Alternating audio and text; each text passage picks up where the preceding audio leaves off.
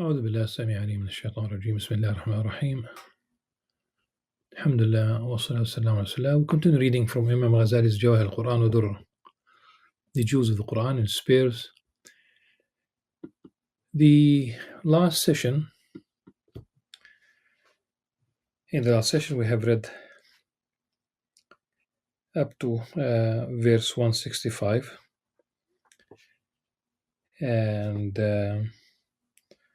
as a reminder, Imam Al-Ghazali's Jews, Imam Al-Ghazali's pairs from the Quran are mentioned without explanation why he chose these verses. In our attempt to understand the reason as much as possible, we try to shed light on the themes, and that's what we will continue to do, inshallah.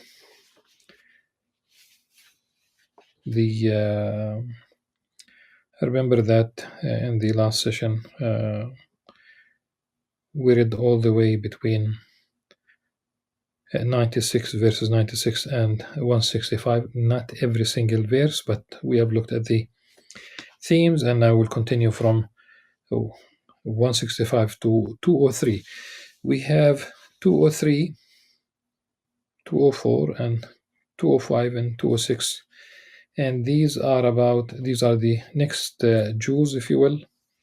These are the pairs, rather, and it's about the Quran. It's about the Quran being a source of guidance, of mercy from Allah subhanahu wa ta'ala, signs really, and the commandment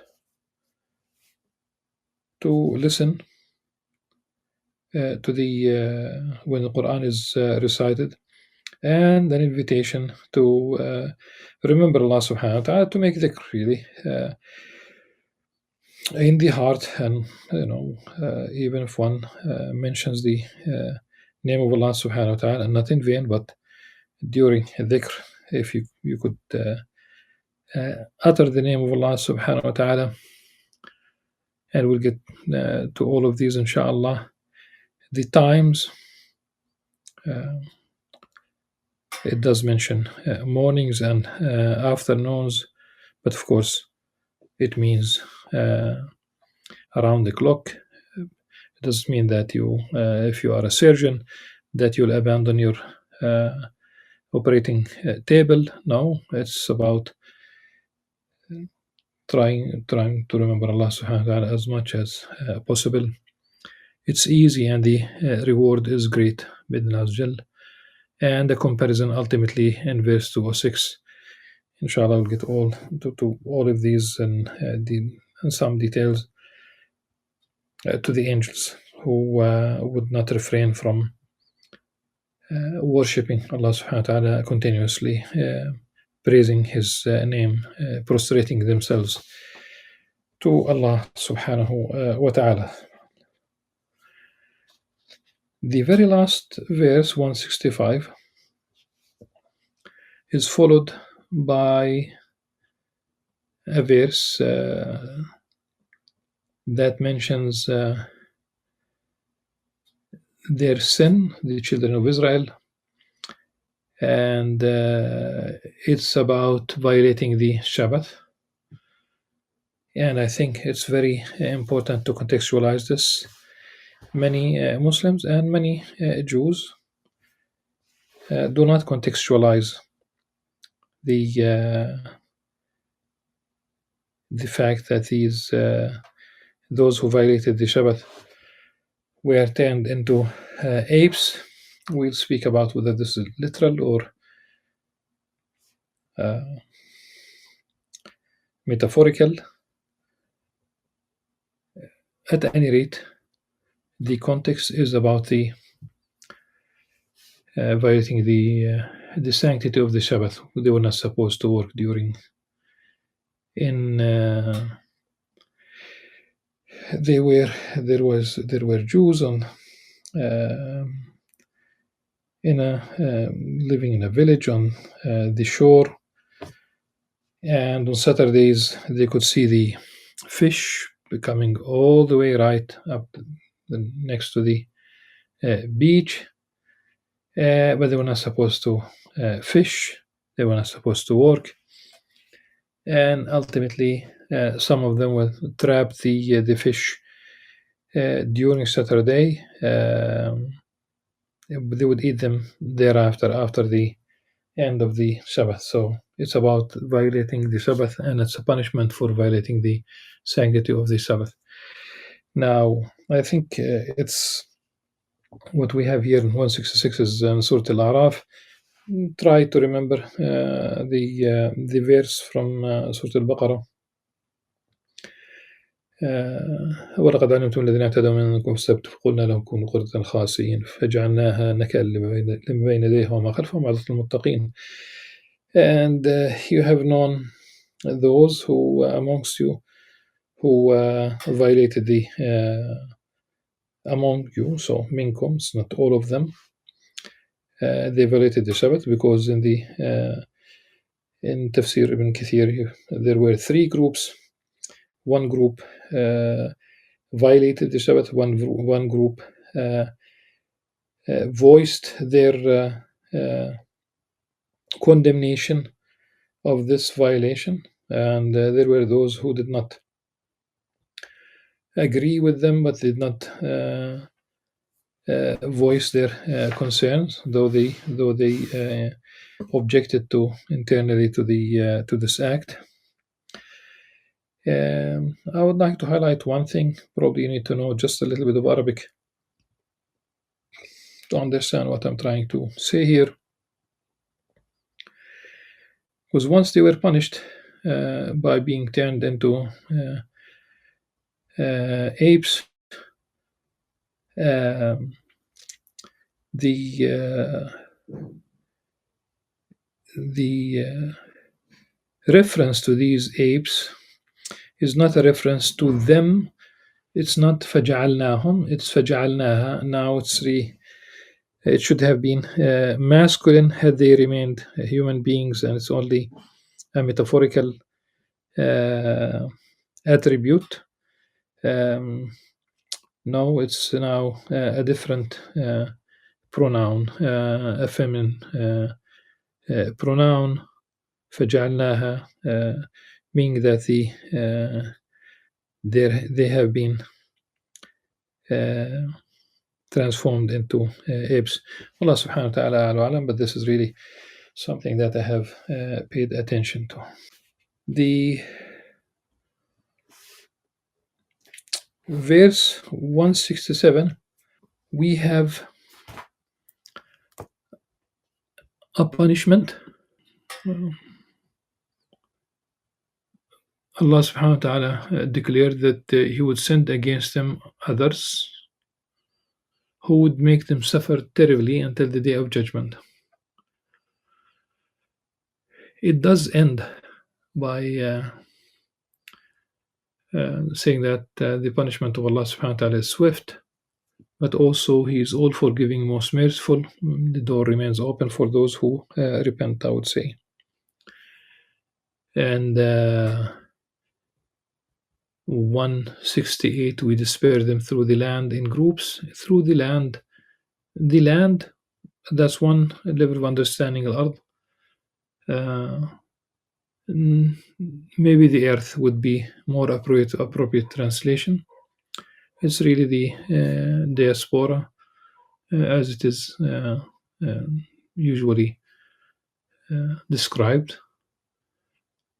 Some were righteous amongst them, others were less so. We tested them with prosperity and adversity. So in between, so you have dispersing them throughout the earth. There is punishment, ongoing punishment. Now it is alayhim, not alayha, so it's not a reference to those who were transformed into apes only. Those who violate the law, those who disbelieve, because in Islamic theology there is no uh, subsequent generations do not bear the brunt of what ancestors do or did. You are not responsible. There is the concept of original sin in Christianity that goes through the generations. There is a biblical concept of the curse or the burden would reach 3 or 4 generations. We don't have that in Islam. You are responsible for what you do. So this is something. It must be something that is renewed in terms of sin, in terms of violation of the law, in terms of disbelief. Allah subhanahu wa ta'ala alam. And again, it's a reminder that even after being dispersed, some of them remained righteous, and those who are less than that.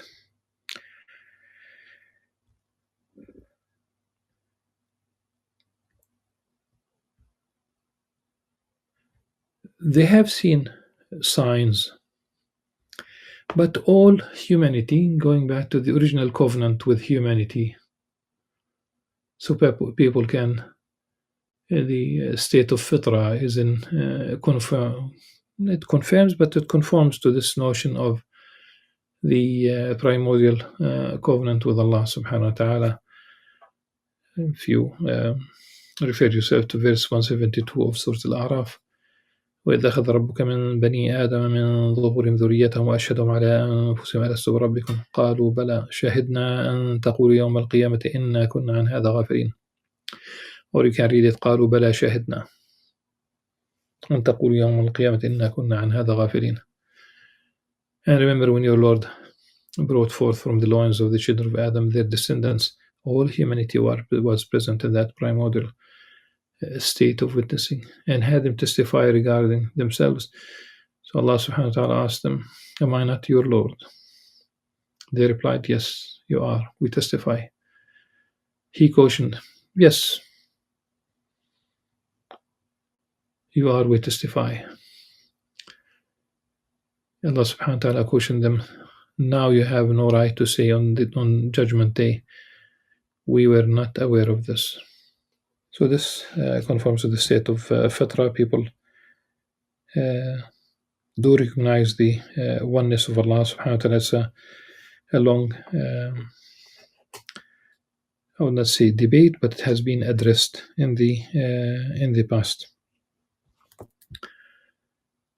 There is a day of judgment, but one should basically remember that in order to worship Allah subhanahu wa ta'ala, you do need a revelation and to recognize how to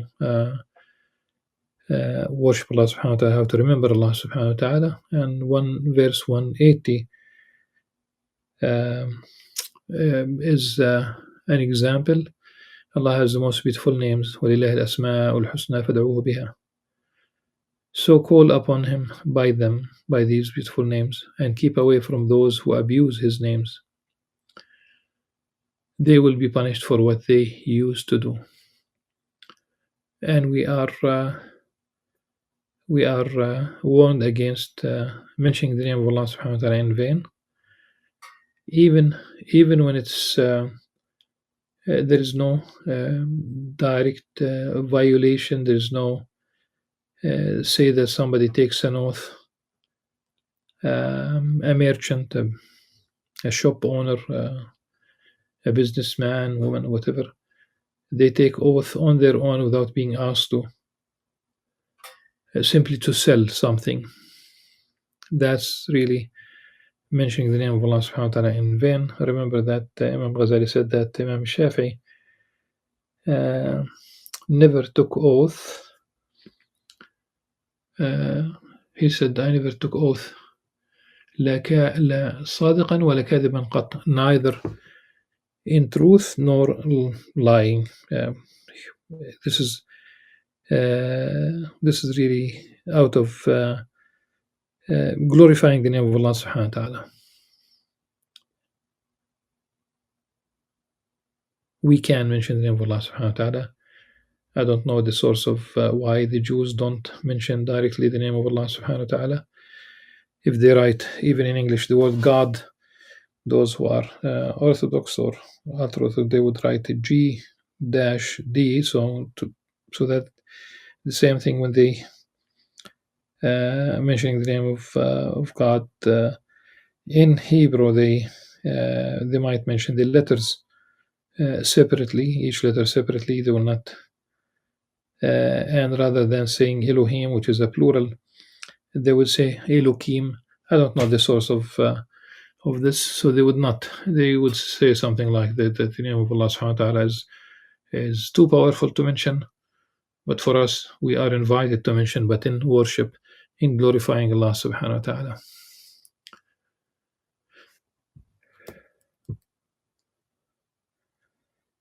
And then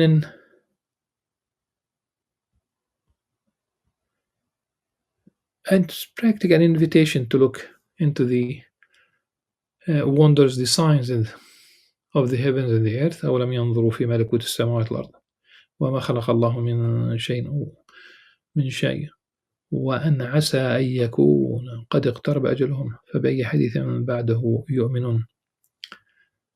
And everything that Allah subhanahu wa ta'ala has created, and that perhaps their end is near. So what message after this, meaning the Qur'an, would they believe in? This is it. It's the last message. And the Prophet ﷺ said that he was sent with the hour being very close. He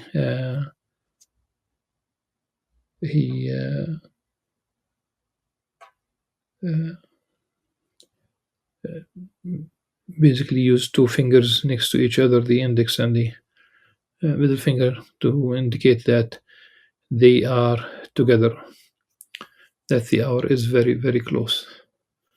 And it makes sense here that we have verse 187.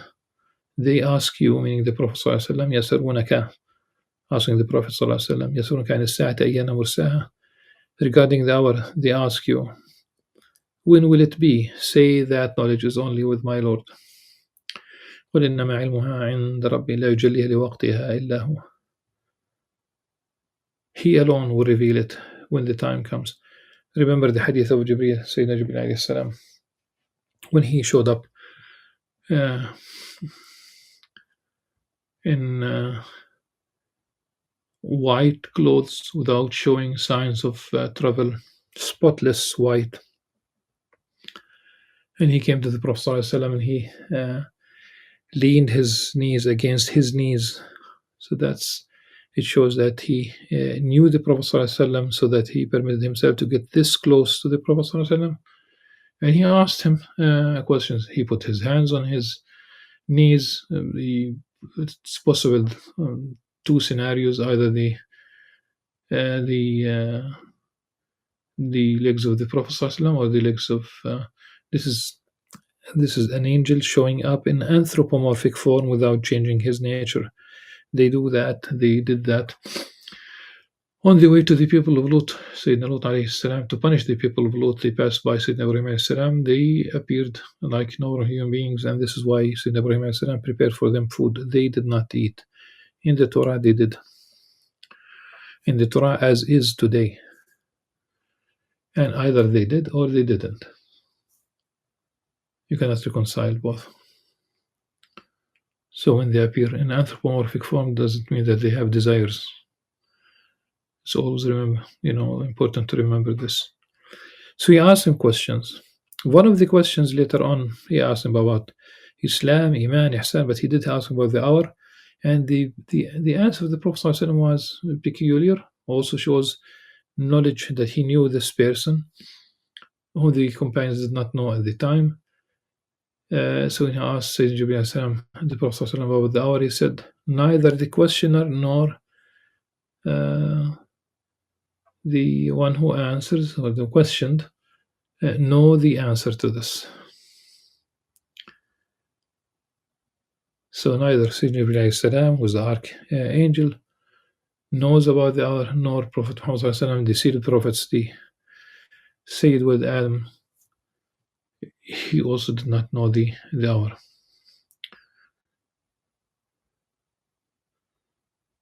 It's important, since we have mentioned this, to always remember the question, as the Prophet ﷺ asked a companion who asked about the hour. The Prophet ﷺ responded by saying, "What did you prepare for it? You don't know when it is. Just prepare for it." Verse 189. Maybe there's a clue.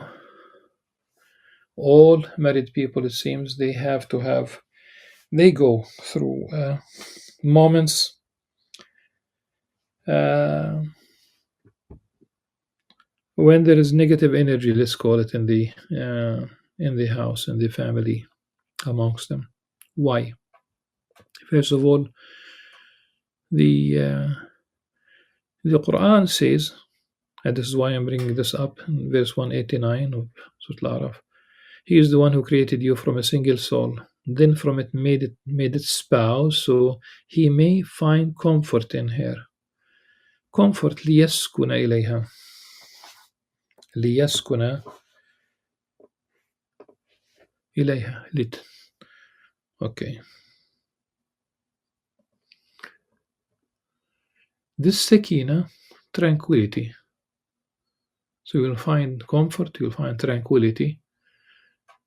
It's not about having a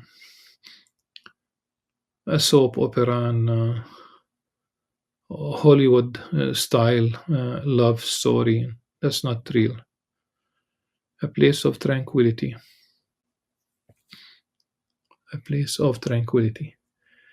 Why do we have then right now in Palestine, and I know this is also the case, and worse even in other countries, non-Muslim and Muslim countries, amongst newlywed couples, we have more than 50% rate of divorce. Amongst newlywed couples, we have more than 50% rate of divorce. And I think it's materialism. I think it's the lack of spirituality, the lack of purpose, not understanding what the family is all about, really ignoring this dimension, this sakina that should be there. Some of the things that could be detrimental to the marriage, to the family institution. Of course, in Islam, we still talk about male and female with specific conditions to be fulfilled. Knowledge of her family, witnesses, dowry. There are many conditions to be public. Uh, at any rate, what's people should pay attention to their own behavior. Both spouses, they should not be defensive if they are invited to reconsider their position. They should not be defensive.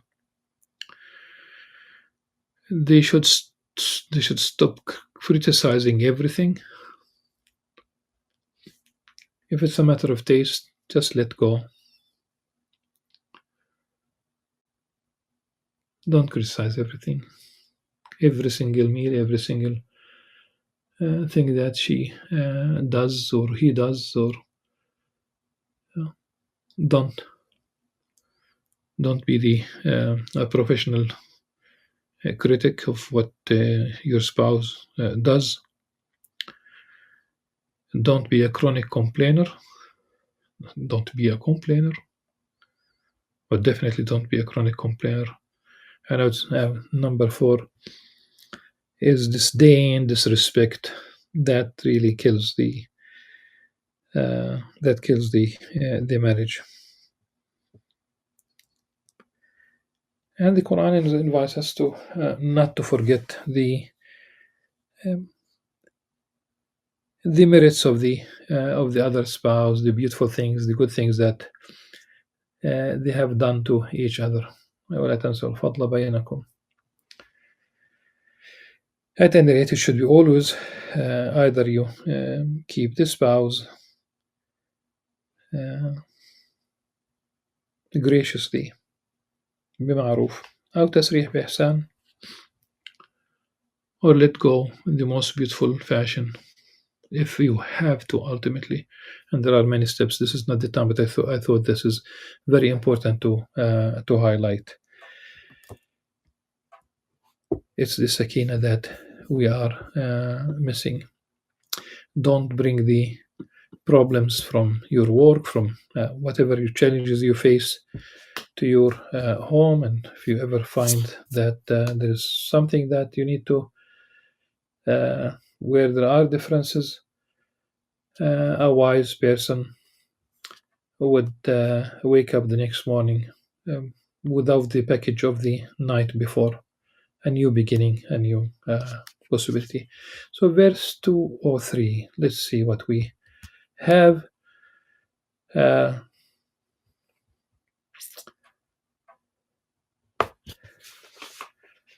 وإذ لم تأتهم بآية قالوا لولا اجتبيتها قل إنما أتبع ما يوحى إلي من ربي هذا بصائر من ربكم وهدى ورحمة لقوم يؤمنون. If you, addressing the Prophet ﷺ, do not bring them a sign which they demanded, they ask, why do you not make it yourself? Say, I only follow what is revealed to me from my Lord. This, meaning the Qur'an, is an insight from your Lord. It's revelation, really, from your Lord. A revelation that it has been revealed to me, a guide and a mercy for those who believe. When the Quran is recited, listen. When the Quran is recited, listen to it attentively and be silent, so you may be shown mercy. And because it has been, this is 204, it has been preceded but by the that they قالوا, these are the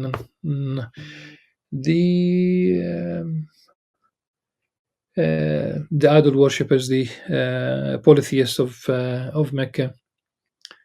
And it is they who originally in Surah Al-Furqan, verse 30, وقال رسول ربي إن قوم اتخذوا هذا القرآن مهجورا. Of course, one can go beyond the original reason of the context of revelation, but his people who deserted, ignored, they turned their back, put their fingers in their ears, if you will, did not want to listen to the Quran, did not want to hear the message of the Quran. But of course, it has other meaning that also we should not really ignore the Quran. We should not desert the Quran. It should not be on the walls of our homes, simply a decoration. It could be people who would like the Quran to be simply used against evil eye or a blessing, but not really reciting the Quran with the intention as an act of worship. And another level of ignoring the Quran or deserting the Quran is when we do not consult the Quran for our way of life, and we start basically allowing other ways of life and other currents, trends, borrowed, especially in our region. We might still have some inferiority complex towards the West from the day of direct colonialism. Whatever is the case, we might be knowledgeable about other books compared to the Quran. And an invitation to recite the Quran, listen to it attentively, and be silent, so you may be shown mercy. وإذا قرأ القرآن وإذا قرأ القرآن فاستمعوا له وأنصتوا لعلكم ترحمون. And then we have the form of dhikr, واذكر ربك في نفسك وتضرعه وخيفته ودون الجهر من القول والغدو والآصال ولتكن من الغافلين. We have ample references to the notion of dhikr. We'll get back to this in a minute. Verse 206 refers to the angels without mentioning their name directly, but this obviously those nearest to your Lord, those who are with your Lord, those who, meaning the angels. إن الذين عند ربك لا يستكبرون عن عبادته يسبحون له ولا يسجدون سبحان الله والحمد لله ولا إله إلا الله أكبر. So they glorify Allah subhanahu wa ta'ala, they prostrate, they are not too proud to worship Him, they constantly worship Allah subhanahu wa ta'ala. They obey Him, they obey Allah subhanahu wa ta'ala in the absolute sense. Remember, Imam Ghazali says in the Ihya that there is an ongoing war between the soldiers of Satan and the soldiers of the angels in the heart of the believer, and it's ongoing. It's ongoing. Now back to the dhikr. وَاذْكُرْ رَبَّكَ فِي نَفْسِكَ. We have, in terms of dhikr, there's a hadith that was narrated by Imam Muslim. He said that the Prophet ﷺ said, no people sat down except remembering Allah subhanahu wa ta'ala, يذكرون الله عز وجل, except that they are surrounded by the angels, and that they will be, that mercy will engulf them, and Allah subhanahu wa ta'ala will mention them to those who are with Him, the angels. And this is why when someone mentioned that he knows when Allah subhanahu wa ta'ala mentions him, people freaked out. And this is Thabit al-Banani, this is Imam Ghazali on Fadilat al-Dhikr and Ihya Ulumuddin. He said, Thabit al-Banani rahimahullah said that I know when Allah subhanahu wa ta'ala mentions me. So people were scared, they freaked out. How could he be so sure that when Allah subhanahu wa ta'ala mentions them? And they asked him, how do you know? He said, إِذَا ذَكَرْتُهُ ذَكَرْنِي. And he reminded them, فَاذْكُرُونِي أَذْكُرْكُمْ. Remember me, I will remember you. Subhanallah. It's that simple. And when and Imam Ghazali mentions a narration, an interpretation, if you will, by Ibn Abbas radiallahu anhuma, after mentioning the verse فإذا قضيتم الصلاة فاذكروا الله قياما وقعودا وعلى جنوبكم. قال ابن عباس رضي الله عنهما, Ibn Abbas said, أي بالليل والنهار, day and night, في البر والبحر, on land and in sea, والسفر والحضر, while traveling and while you are staying home, meaning not traveling, والغنى والفقر, when you are rich and poor, والمرض والصحة, when you are sick and when you are healthy, والسر والعلانية, in secret and also in public. A very beautiful commentary that is attributed to Ibn Abbas. I think we should go back to dhikr at the beginning of the next session, inshallah. And until then, subhanakallah wa bihamdik, ashhadu an la ilaha illa anta astaghfiruka wa atubu ilayk. Assalamu alaikum wa rahmatullahi wa barakatuh.